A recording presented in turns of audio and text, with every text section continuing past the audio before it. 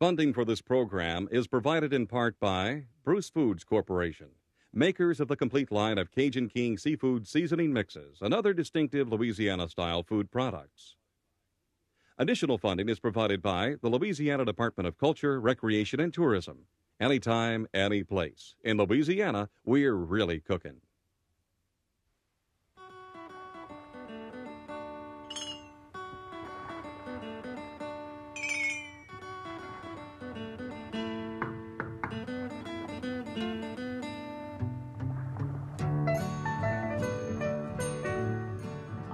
Louisiana.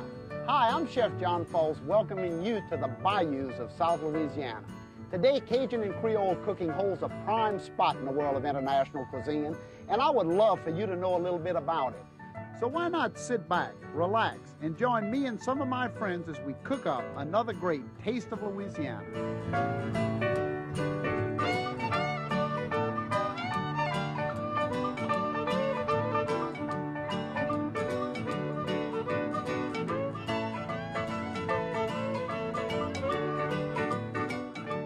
Again, and welcome to A Taste of Louisiana. I'm Chef John Folse, and today we're going to take a look into the evolution of Cajun and Creole cooking. That's right, we want to go back and find out where it all began, and then we want to see where we're going into the 1990s. So today, the evolution is what we're going to look at. And visiting with me just a little bit later on in the show is a great, great friend of mine, one of the great dessert makers of Louisiana. Fact is, a guy who I would say is probably the best dessert maker in and around the New Orleans area, a guy by the name of Ron Abidin. So Ron's going to be in to see us, and maybe we'll even cook up a dessert. Who knows? Well, when we talk about the evolution of Cajun and Creole cooking, what are we talking about? You know, for so many years, Louisiana cooking, Cajun and Creole style, has been, I guess, recognized as the #1 cuisine in all of the United States. People will debate here that we're actually the only authentic style of American cooking. I guess there's a lot of people who want to fight and join in that debate, however. But we've been doing things like jambalaya, gumbo, etouffee, all of those great regional dishes of the bayous. But today we find ourselves in 1990, and we find ourselves going to the year 2000. And what are we going to do with our cuisine? Should we get away from the heavy dark brown roux? Should we start cutting back on the oils a little bit? Should we take a closer look at the ingredients that we put into the black iron pots of the Cajuns? Well, maybe so, and that's what we're going to do today. One of the dishes that I'm going to do, in fact, is the first dish that I'm going to do this morning, really is the evolution, and I mean the evolution at its best. And what we're going to do is a pan-sauteed medallion of pork tenderloin with a Louisiana fig glaze. And the reason I chose pork tenderloin is, first of all, pork was the #1 meat in early Louisiana. We had a lot of pork all over the bayous. The Germans actually brought the pork with them. And when they came and set up the little farms all up and down the bayous, pork was everywhere, plentiful. We had hams, we had tenderloin, we had whole loins, we had any kind of sausages you can imagine made out of pork. So it was quite interesting then that I choose pork for this morning. We're using a pork tenderloin. Now, pork tenderloin you can get in any store. And the tenderloin comes with a little bit, as we call sinew or silver skin on the outside of it. It's without a doubt the tenderest cut of all the meats. When you talk about tenderloin, that's the absolute best. You can see that I've trimmed it out here. And what I'll do is cut 4 nice little medallions. This will be probably about a 2 or 3 ounce medallion of pork.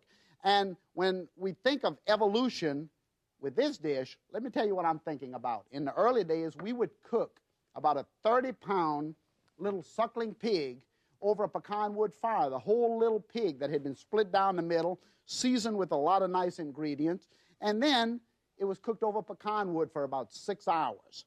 So today I want to take this nice cut of pork, and I'm going to pan saute it in this black skillet. I'm going to start with a little bit oil, and of course the oil is any type of oil that you would like, and you can see that I'm using, again, this heavy black iron skillet. You can imagine how hot that skillet's going to be in just a second.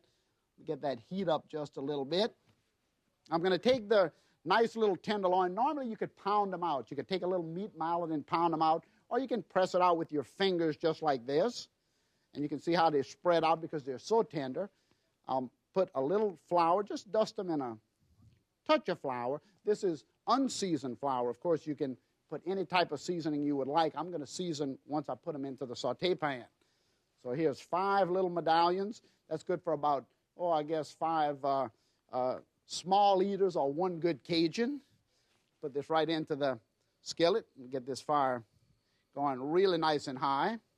And it takes just a second for the pork medallions to cook because, needless to say, it's a very white meat. It's a very light meat. And just like breast of chicken, it doesn't take long to cook. Fact is, the longer you cook the pork tenderloins, actually the tougher they'll get. So the secret is to cook for just, I guess maybe a couple minutes on each side until we glaze the outside nicely with the flour, but the inside will still be nice and moist and medium rare. We were really afraid in the old days to cook pork a short length of time because of all of the diseases associated like trichinosis and things like that. But of course, with the controlled conditions today, no problem at all. Nice medium rare pork medallions are fantastic.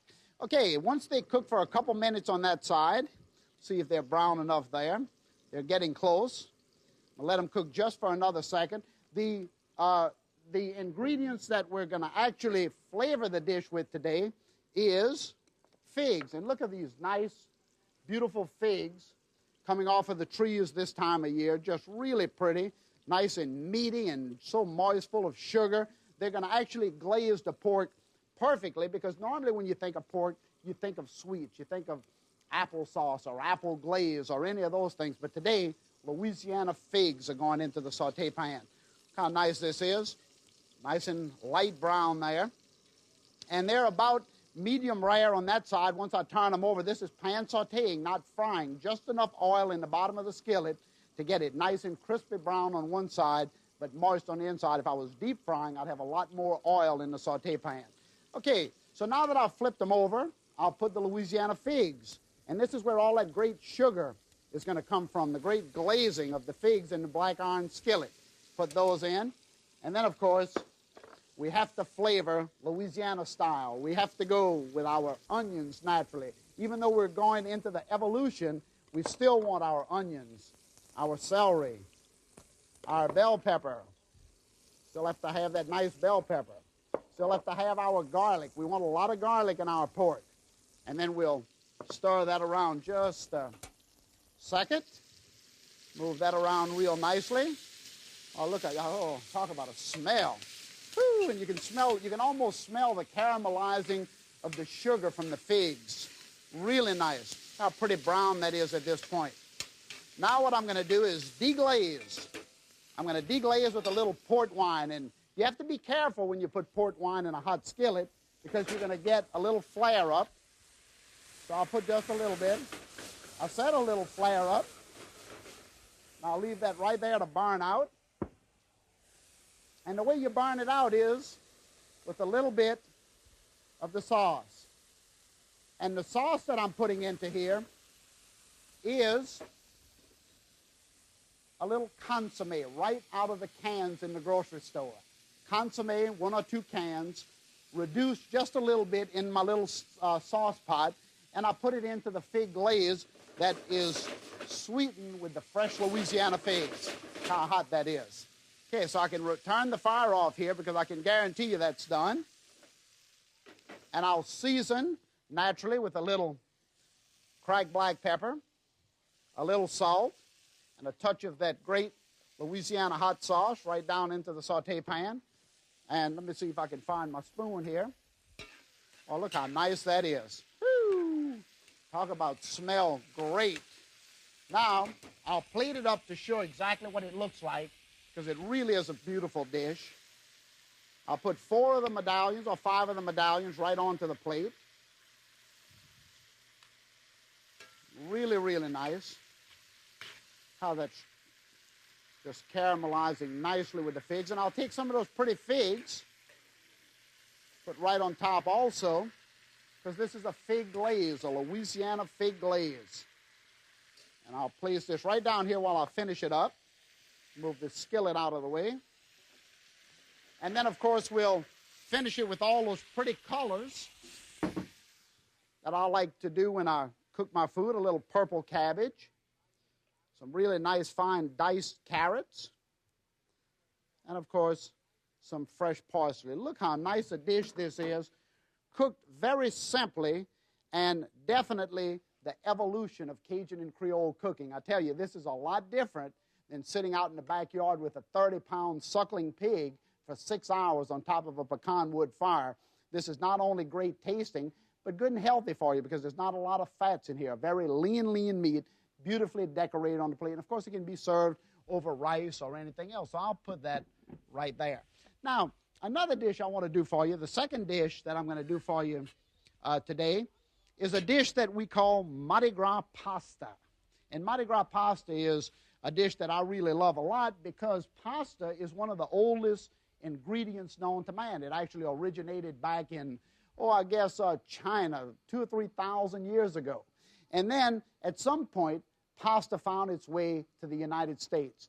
How it got to Bayou country, I'm going to tell you, that's a whole different story. I guess the Italians probably brought pasta to New Orleans around the late 1600s. So that's how pasta got to Louisiana, but then we Cajuns started to put our own ingredients into the pot, and then that's when we discovered great pasta dishes in Louisiana. I call this one Mardi Gras pasta because it has all the beautiful colors of Mardi Gras. We're going to begin with a little butter-flavored oil. Now, this, again, is a light oil, but it's butter-flavored. So you can use, again, any nice margarine or oil that you would like to use. It doesn't really matter, whatever you're comfortable with. And, again, all of the ingredients of the bayous of Louisiana must go into the Mardi Gras pasta pot. So I'm going to begin with a little bit onions. We never want to get away from our onions and celery. Right down into there. And then watch these ingredients here. Now you know why they call this Mardi Gras pasta. Look at the ingredients. I'm putting into this a little fresh squash because, as you know, Cajuns love to marry a lot of different ingredients into the pot. A little more squash. Andouille sausage. We love to use andouille because andouille, again, is that smoked Cajun ham inside of the casing. And if you can see this, this is about an 1.5 inch size casing. Ham is, fresh pork is cut, put into the casing after it's been seasoned with garlic, cracked black pepper, and different spices, and smoked over pecan wood for about 5 or 6 hours to get this really rich, heavy smoke. And Cajuns have a tendency to put andouille sausage in just about everything they cook. This is another product of pork cooking in early Louisiana. It gives all the dishes a really nice, heavy smoke flavor. Put a little bit more of that in there. Fresh mushrooms. Nice the fresh mushrooms are. And then Creole tomato. I love Creole tomato in our dishes, and since this is going to be basically a Creole dish of the city of New Orleans, we have to put the tomato into it. Again, more color. So we have in the skillet now onion, celery, fresh Creole tomato, fresh mushrooms, yellow and green squash, and as if that's not enough, all of the ingredients of the bayous of South Louisiana. We have here beautiful lump crab meat, jumbo lump crab meat. Look at the size of those lumps of crab meat. Fresh crawfish tails, right out of the shell, full of the nice fat of the crawfish, and these beautiful 21, 25 count to the pound shrimp. Imagine all of this going into the saute pans of the Mardi Gras pasta, but that's exactly where it's going, right in there. Of course, more of the fresh lump crab meat. We never want to be stingy in Louisiana in our cooking. A lot of the fresh seafoods, more of the crawfish. What about a little more crab meat, huh? That'll be great. I'll saute that around. And then we'll start to season. I'll put a little touch of pepper, a little touch of salt, and now I'm going to use some of the spice. I'm going to put a little bit of the basil and thyme right down into the dish. And then I have to create the sauce. So the sauce is going to be created by putting a little heavy whipping cream down into the dish. You know, all of the seafoods of Louisiana are so low in calories, we actually have to add calories to the dish. Look at this beautiful heavy whipping cream going down into it and how hot that skillet is. We're talking about some heavy heat here. And I always cook on high. I always cook on high heat because I really think that if you put the heat to the dish, it brings out the natural flavors of the food quickly. Of course, you can't leave the stove, and that's one of the disadvantages to cooking on a very high heat. So we'll stir this around just like that. You can see how nice that looks, all the tomatoes in all the different colors. How pretty that is. All of the flavor of the shrimp and the crab and the crawfish will all instantly come together with the cream. Now, of course, now this is a pasta dish. So I'll put garlic into it, but I'll add the garlic last because I want the garlic flavor to really stay pronounced in the dish. So I'm adding a little extra garlic, and I'm going to put it in right at the end of the sauce making. And then, of course, the color again. A lot of pretty, fresh red bell pepper. Nice, fresh green bell pepper, which I'll add now. Nice green bell pepper into that. And for additional color, diced carrots. Look at the pretty colors. This is Mardi Gras pasta, all of the colors of royalty in the city of New Orleans. Purple, greens, and golds into the dish.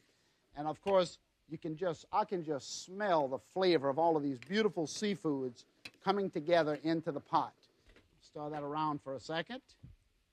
And then again, I'll finish seasoning it right at the end here by adding just a touch of that good Louisiana hot sauce. Just a little touch of it, and a little bit Worcestershire sauce. And you can see the vast amount of ingredients going into the pot here. This is so typical of Louisiana cooking. We really believe that you have to put a lot of things into the pot if you're going to get the flavor you're looking for in Louisiana cooking. No other culture really puts that much ingredients into a saute pan, but we do every time. Now I want to plate this up for you quickly, so I'll move this out of the way, and I want to put this beautiful pasta. Now I said Mardi Gras pasta. Look at the great colors of Mardi Gras onto that beautiful old antique platter here, and I'll pour the sauce right down on top. Can you imagine this? Look at the fresh, beautiful ingredients into the Mardi Gras pasta dish, and I'll straighten that out for you in just a second here. Let me lower this fire. Look how pretty. I'll add again the purple of Mardi Gras, the color of royalty in the city of New Orleans. More of that purple. You can see the little purple flowers. Plating is very, very important in any cooking that you do. You want a really pretty plate of food because if it looks good, it's naturally going to taste good. And that's true because if somebody takes enough time to make a dish look good, they're going to certainly take enough time to make it taste good. So that's the important thing. Look how beautiful this is. And I'll tell you, I wish I could get all of you in here to taste this Mardi Gras pasta dish. But maybe another time. So we'll move that out of the way quickly. I want to tell you about another dish that I really love. I'm going to put it right here. This is a Cajun Candied Yam dish. And in Louisiana, where candied yams originated many years ago, the Indians were actually candying yams in South Louisiana when the Cajuns and Creoles arrived in the late 1600s and early 1700s. And the way we did it, we took the natural sauce from boiling the yams, and we have the sauce right here, and this is actually the water that we boil the yams in. There's so many beautiful canned yam products on the market. Feel free to open up a can of yams and just reserve that liquid, put the canned yams right into the pot, which is what I've done here, and then just boil the syrup until it gets nice and thick. And then I'm going to do what the Cajuns did. We used persimmons, a little fruit that grew in the bayous, and muscadines, a little grape. Well, we don't have any now, but I'm using red and green seedless grapes into the sauce. And then in the place of the persimmons, I'm using red and green apple, just beautiful red and green, and I've left the peelings on. So I'm going to put those right into the dish, and I'll stir this up for a second, and that's going to go on top of the yams. And as I pour them over the yams, you can see just how beautiful this is, how pretty. And that would go right into the oven and bake, and there's no better dish that I can think of to accompany a nice pork dish in South Louisiana than the candied yams. And I'll finish it with some nice raisins right on top. Okay, as I move this out of the way, I told you a little earlier that I was going to bring out a great, great friend of mine to come and visit with us. And Ron Abidin is, in fact, an authority on Louisiana desserts. And I can smell some great pecans or something. Hey, Ron. How you doing, John? Everything smells great. Boy, isn't it great? It really is. Smell that aroma in there, huh? It's Louisiana cooking. Look, I appreciate you coming by and visiting with us today. You know, one of the things I think about all the time, you're from, I want to turn this flame off here. You're from New York originally. Right. And I know good and well that there's a lot of places you could have cooked your great desserts, but you chose the bayous of Louisiana. How did you arrive in Louisiana to start doing your desserts? Well, it's a long story. I'll make it short. I came here in the restaurant business, and my wife was looking for something to do in her spare time. And I said, there's this old, typical family recipe. And she started making cheesecakes, is what we specialized in at that time, in the house. And we realized, plain and simple, Louisiana's a restaurant state, you know, and it's just, our business has just continued to grow. You were one of our first customers. And I just can't say enough about the food in Louisiana. It's great food, it's great people, and we're just happy to be here. Well, you know, Louisiana desserts are great. We have like Bananas Foster. We have the great floating isles of early Cajun country. We have the rice puddings, things like that. But our desserts tend to be a little bit simpler. What, in your opinion, what's the biggest difference between desserts of the world and the desserts of Louisiana? Well, it's exactly what you said. It's just people in Louisiana, and I've got an Italian background, so it's kind of similar, the old line Italians. Louisiana people are simple people. And consequently, the desserts, they're delicious desserts, but they tended to have your simpler ingredients, your bread puddings, your rice puddings, a lot of your desserts. Your floating islands were basically eggs and milk-based desserts. Whereas once you start traveling around the world, it's just, they go for the more exotic. They're looking for the presentation, whether it's a flambe or what have you, and it's just, simple food is great food if it's done right. Well, you know, I want to keep talking about desserts, but since you're here, I want to do one of my desserts, one of my great desserts. And what I'm going to do, Ron, I'm going to move this out of the way because we don't need it anymore. But what I'm going to do is a dessert that was given to me many years ago in my family, and I think it's great. Fact is, I might even let you have the recipe, Ron. But this is a fig and pecan pie. Now, you know pecan pies are famous in Louisiana, but not a fig and pecan pie. You see these beautiful figs? I sure do. What I would like for you to do, I'm going to mix up the ingredients. What we've done, we've baked a nice little pie shell here, and I've got some pecans. These are real fresh Louisiana pecans, and if you spread them out there quickly, what I'll do is whip up the batter real fast. What I have is, in fact, 3 eggs. And I've got Louisiana cane syrup naturally. We'll never just take any kind of ingredient into our pecan pies. Most people would call for a white syrup. However, we've mixed Louisiana cane syrup because we want that nice molasses taste, as well as the real clear sweet corn syrup. And we're going to mix that right down, about a half a cup each, into the 3 beaten egg yolks. And I'm going to stir that around, and the molasses is really going to give the pecan pie a great, great, great flavor. So let me mix all of this in real fast. Ron, good. Doesn't it smell good? All this great cooking. You know, I really enjoy you've got those passion desserts. You've got that decadent chocolate, decadent dessert. You seem to have a tremendous amount of flavor in all of your desserts. What's the secret to that flavoring? Well, it's just, my business, as you know, it's as mom and pop as you can get. It's me and my wife, and we pride ourselves on everything that we do is fresh. And not only is it fresh, we strive to make it different. And the best way to make it different is to have a flavor totally distinct from everything that people are used to in the past. And we tend to use a lot of exotic oils, whether it's the pecan oil that would be in the butter pecan cheesecake. And also, we spare no expense. It's just the pecan cheesecake that you're familiar with. Again, we use a praline liqueur in it. And it's just, what we do is, plain and simple, we look for the best. We don't care about the cost. Sometimes the people that get desserts from us, they do care about it.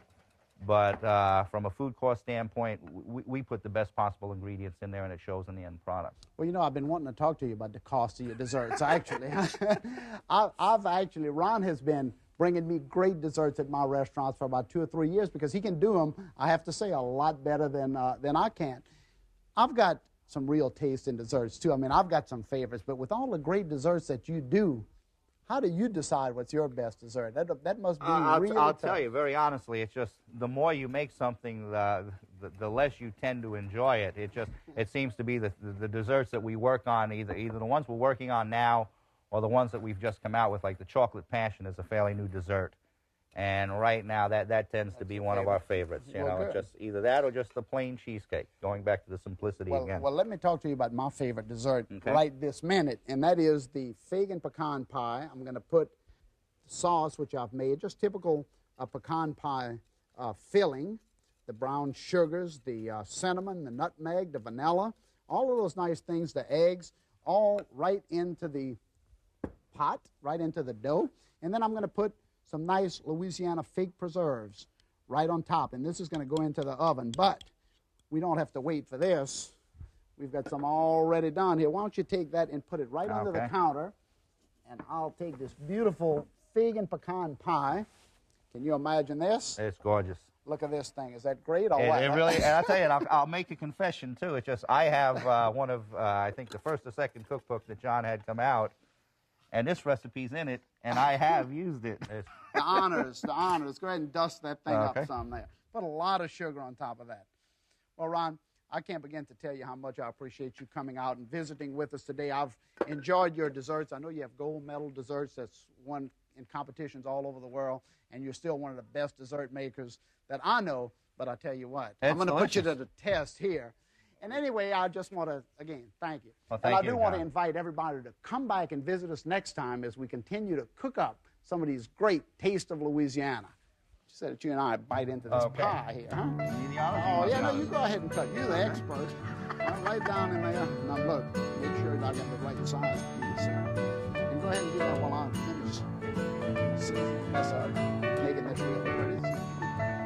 Cut another little slice on there. Cut it in about 8 slices there, Ron. Line it up here just a second. So just cut the whole thing.